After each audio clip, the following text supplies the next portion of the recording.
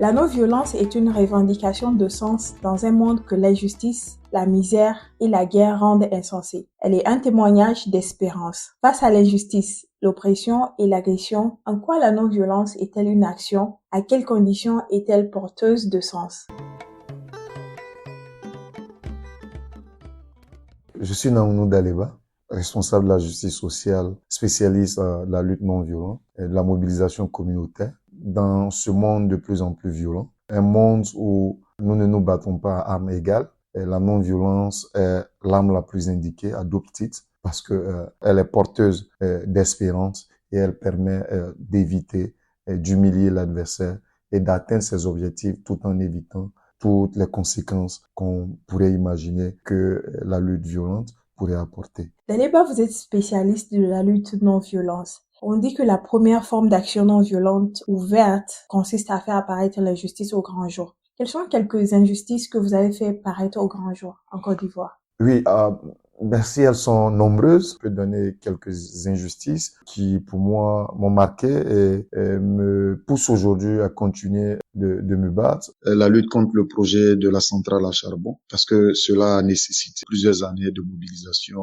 une certaine énergie, une certaine synergie d'action, surtout un lobbying à un certain niveau, avec des alliés pas possibles pour que nous puissions arriver après 8 ans d'engagement à faire arrêter ce projet de la centrale à charbon. Donc ça a été quelque chose qui est inspirant pour nous, dont nous pourrons nous utiliser dans la capitalisation des connaissances ou des acquis pour éviter que d'autres pays puissent connaître cette contagion. En plus de Dahlia Fleur de la centrale à charbon, nous sommes également engagés auprès des zones minières, précisément dans la zone de Zonouin, dans la mine d'Iti, où nous avons observé des rapports pour mettre en exergue la destruction de l'environnement et le calvaire des communautés. Nous avons aussi mis en exergue la pollution du fleuve Cavali qui borde la Côte d'Ivoire et le Libéria. Donc ce sont des questions de protection. Dans le cadre de cette lutte, nous continuons aujourd'hui d'accompagner les communautés où l'on exploite le gaz du côté de Jacquesville, où nous essayons de faire entendre la voix des communautés sur l'exploitation des fossiles. Nous essayons également d'accompagner les communautés du côté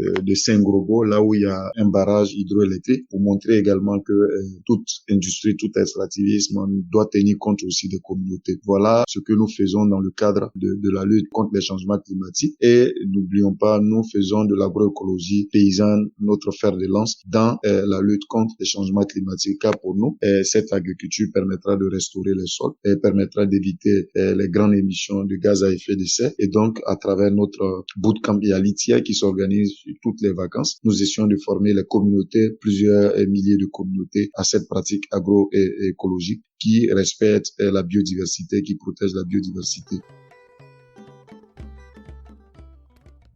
La mise en œuvre des différents moyens de l'action non violente doivent être organisés, planifiés et coordonnés dans le cadre d'une stratégie, n'est-ce pas? Est-ce que c'est toujours le cas ou est-ce qu'il y aurait une lutte pour laquelle c'est plutôt l'instinct et l'expérience qui ont pris le dessus? Je pense que je peux dire, c'est l'expérience due aux différentes luttes que nous avons menées et qui, de façon naturelle, l'habitude devenant une seconde nature, nous a permis de refaire et de ressortir les stratégies de la lutte non violente partout où nous sommes passés. Nous avons mis en exergue ces luttes. Et chaque lutte a ses réalités et qu'à un certain moment, il fallait improviser, il fallait créer, mais tout en restant dans ce qu'on appelle les paradigmes de la lutte non violente. Mais à un certain moment, nous avons aussi eu besoin de notre intelligence, nous avons eu besoin de l'instinct de survie et mettre tout ça dans le mode stratégique, planification et après évaluation de tout ce que nous avons posé. L'action en elle-même est non violente, mais est-ce qu'il y a des dangers qu'encourent les activistes et quelle affaire t'a attiré le plus d'ennuis? Tout activiste qui décide de prendre comme chemin la lutte non violente et qui essaie de se battre pour la justice sociale doit se mettre en tête qu'il est exposé lui-même pour être victime de l'injustice et même pour être victime de la violence, parce que il est partisan de la non-violence. Et je peux vous dire, il y a deux faits qui m'ont marqué, qui m'ont créé beaucoup d'ennuis. Un portait sur un jeune qui avait été mordu par un chien. Malheureusement, son affaire a failli être camouflée et de façon injuste. Un enfant de 3 ans qui avait été défiguré. Je pense que pendant 1 an, on s'est battu avec cette famille, malgré les menaces, malgré les tentatives d'intimidation, avec l'achat de conscience de certaines personnes. Nous nous sommes battus et cette famille a été réhabilitée pour que l'enfant puisse refaire sa chirurgie faciale. Le second cas, c'est le cas d'un ami qui avait été arrêté et il fallait déployer la stratégie de la lutte non violente pour qu'il puisse être libéré. Ça m'a valu 2 ans de procès parce que dans la stratégie, après avoir participé à sa libération, la justice a voulu savoir d'où sortaient les informations qui avaient été véhiculées dans le cadre de sa détention illégale. Et ça, 2 ans de procès, moralement c'est pesant, et surtout quand tu es un père de famille et quand tu penses que c'est de façon injuste et c'est un harcèlement moral. Et ça, ce sont des moments qui marquent, mais qui nous donnent l'expérience de la lutte non violente. Daliba Noël, ma mère, disait: l'injustice environnementale va de pair avec l'injustice sociale. À quel moment vous avez shifté des droits humains au droit climat, au droit environnemental? La justice sociale englobe toutes les justices. C'est parce qu'il y a une planète qui existe, c'est parce qu'il y a un espace, c'est parce qu'il y a un environnement, c'est parce qu'il y a de l'air que nous respirons que nous pouvons défendre les droits humains. Et donc, l'existence de l'homme est conditionné par un environnement sain, par la protection de l'environnement. Donc, naturellement, défendre l'environnement, c'est défendre l'homme. Et donc, ça a été quelque chose de naturel. C'est une transition normale parce que on ne peut pas dire qu'on défend l'homme et ignorer son cadre d'existence. Et je pense que l'homme ne s'épanouit, les droits humains ne s'épanouissent que dans un cadre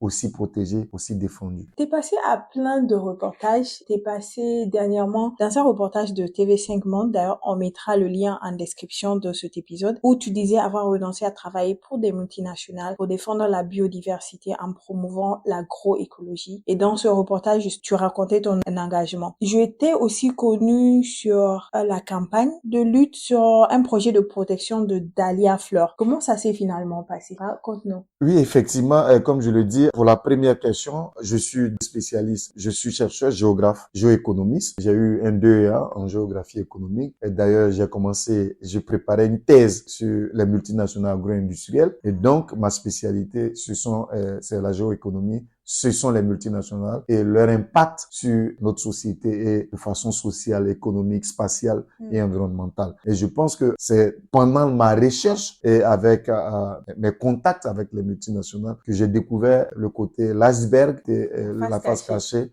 de ce que nous appelons les IDE, les investissements directs étrangers. Et je pense que mon engagement également est parti de là. Pour moi, c'était du néocolonialisme et c'était du néolibéralisme qui avait pour effet d'inclure des gens dans la précarité. Concernant Dahlia Fleur, pour nous, qui avons été en tant que membres de Jeunes Volontaires pour l'Environnement, qui avons été les hôtes de la COP15, on a vu ça comme une trahison. Surtout que la Côte d'Ivoire, aujourd'hui, tient la présidence de la COP15. On ne peut pas vouloir engager des centaines de milliards, engager le monde entier et que nous allons travailler à la reforestation, à la restauration du couvert forestier et que quelques jours après avoir mis clap sur la COP, que l'État de Côte d'Ivoire, je ne sais pas par quelle magie, décide de détruire un poumon forestier en pleine ville qui est la forêt Dahlia Fleur, que je dis, qui est une forêt naturelle qui aujourd'hui contient beaucoup d'espèces naturelles. C'est une réserve. Et une réserve dans notre législation est tellement protégée que on ne se lève pas un matin pour dire qu'on va céder ça à des multinationales, à des entreprises qui vont les exploiter à des buts personnels. Et pour nous, c'était inacceptable et nous sommes mobilisés pour que cela ne puisse pas être acté, pour ne pas que le projet puisse voir le jour. Et heureusement, je pense que pour l'instant, c'est un vieux souvenir. COP15, pour ceux qui ne l'ont pas su, de la désertification s'est tenue en mai 2022 à Abidjan. C'est juste après ça qu'il y a eu Dahlia Fleur. Maintenant, le lien avec l'agroécologie. L'agroécologie paysanne est une réponse à la destruction de la forêt par l'agriculture industrielle sur tous les plans. Parce que l'agriculture industrielle, non seulement c'est une agriculture intensive en détruisant la forêt, mais en détruisant également le sol. Et pour nous, avec l'utilisation des pesticides, avec l'exploitation, la pression foncière mise sur les sols, pour nous, l'agroécologie vient répondre à cette question. Non seulement pour restaurer les terres détruites, pour protéger les forêts, parce que l'agroécologie, c'est un mélange de la protection de biodiversité et de l'agriculture. Avec l'agroécologie, tout en cultivant, on protège la nature, on protège la biodiversité. On ne peut pas s'engager en disant on protège l'environnement. On se bat contre les changements climatiques sans proposer une alternative à l'agriculture industrielle.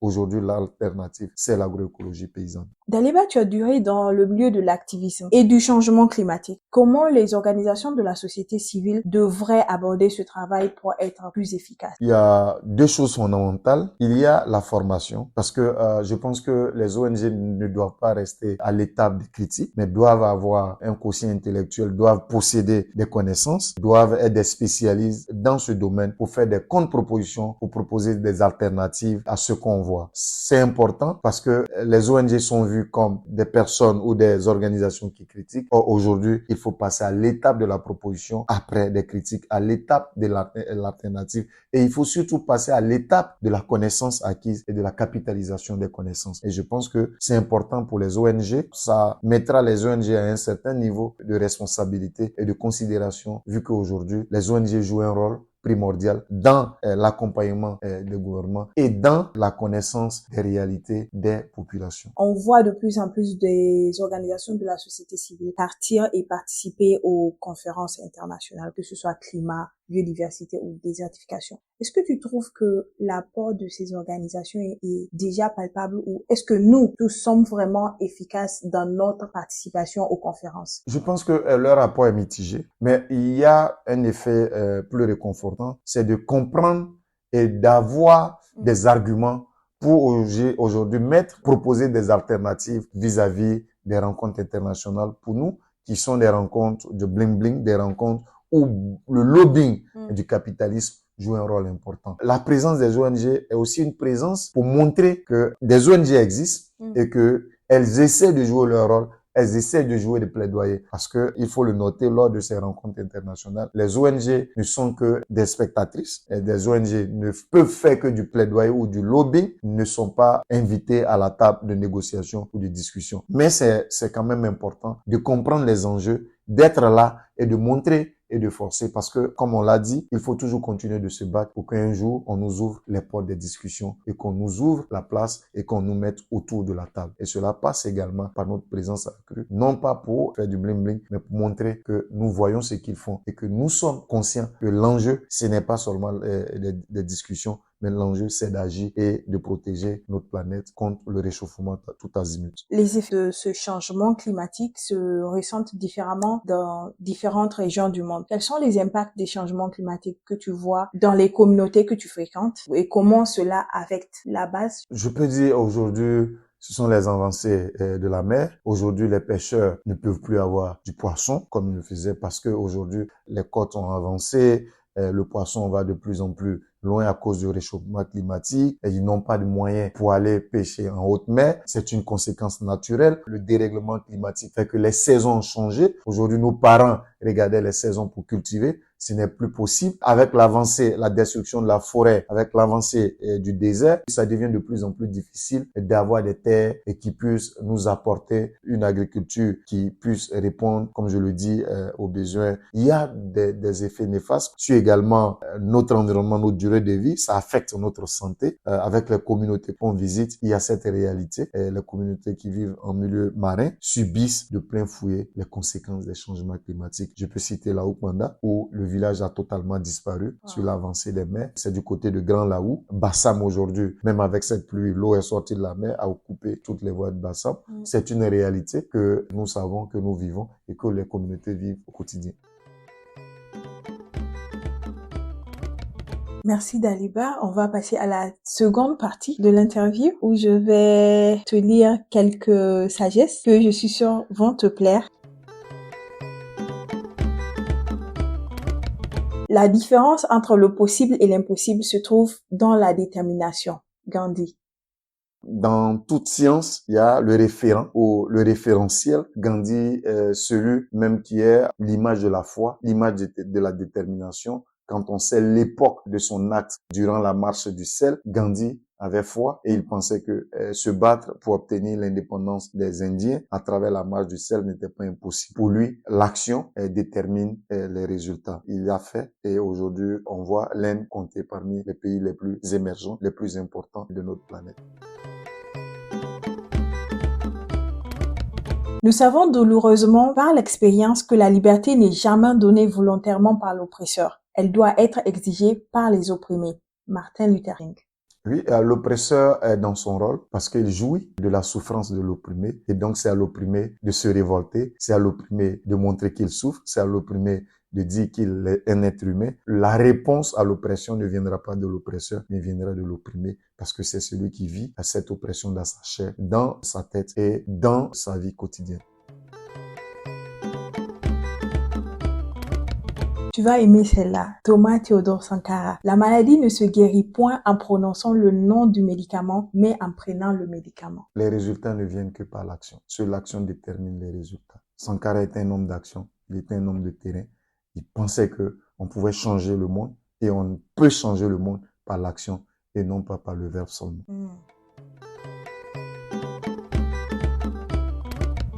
Mandela. Un combattant de la liberté apprend de façon brutale que c'est l'oppresseur qui définit la nature de la lutte et il ne reste souvent à l'opprimé d'autre recours que d'utiliser les méthodes qui reflètent celles de l'oppresseur. Mandela nous montre là la stratégie. La réponse à un mal est proportionnelle au degré du mal. Il disait à juste titre que les réponses sont déterminées par les causes du problème. Plus la cause est grande, plus la réponse sera à la hauteur. Et donc, il n'y avait pas d'alternative. C'est vrai que ça entraînait aussi de la confusion. Est-ce qu'il fallait répondre aux armes par les armes ou bien répondre aux armes par la non-violence? Mais pour moi, il voulait montrer l'engagement des opprimés qui devaient aller au-delà de ce que faisaient les oppresseurs pour leur donner une réponse adéquate afin de lever le pied sur l'étrier. Barack Obama maintenant. Nos enfants n'auront pas le temps de débattre sur le changement climatique car ils seront trop occupés à gérer ses effets. Parce que Barack Obama savait que nous sommes déjà dans l'urgence climatique. Nous sommes en pleine urgence climatique. Nous sommes en pleine crise climatique. Si nous ne jugulons pas cette crise, nos enfants n'auront même pas d'autre choix que de chercher à régler effectivement, à colmater les brèches parce que il sera déjà trop tard. Il nous invite à l'action car nous sommes déjà dans l'urgence climatique. Nous sommes déjà dans la crise climatique. Daleba, vous êtes un père, un oncle, un grand frère. Quelles sont les valeurs que vous tenez à transmettre aux enfants? Il y a l'une des valeurs qui me tient naturellement à cœur, c'est la dignité. La justice, pour moi, ce sont deux valeurs qui pourraient permettre à un monde d'être périn et d'éviter des guerres, d'éviter que nous tombons dans tout ce qui est malveillance, que nous puissions vivre en tenant compte de l'autre. Si nous sommes dignes, on ne cherchera pas à faire du mal à autrui. Si nous aimons la justice, on ne fera pas du mal à quelqu'un. Pour moi, l'humanité, le défi de l'existence de l'humanité tient à ces deux valeurs, la dignité et la justice. La dignité et la justice. Pour Daleba, pour ma part, je dirais que la non-violence est un défi. Il appartient à chacun d'entre nous de le relever. Nous n'avons aucune certitude de réussir, mais le seul fait d'essayer donne déjà un sens à notre lutte. C'était votre podcast dans cet épisode avec Daleba Nahuno de la Côte d'Ivoire. Merci. Merci, Barkissa.